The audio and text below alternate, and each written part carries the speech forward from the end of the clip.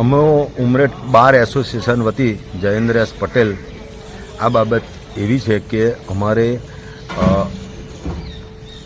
ગુજરાત સરકારનો સર્ક્યુલર છે કે ફેમિલીને લગતા જે કેસો છે મેન્ટેનન્સને લગતા એ બધા કેસો ઉમરેઠ કોર્ટમાંથી આણંદ ફેમિલી કોર્ટમાં લઈ જવાનો સરકારનો વ્યૂહ છે। એ બાબતે બધા જ વકીલો ભેગા થઈ અને ચર્ચા કરી તો સર્વાનુમતે એવું વિચાર્યું છે કે ભાઈ આનો વિરોધ કરવામાં આવે। બીજું કે આજુબાજુ 100થી વધુ ગામો છે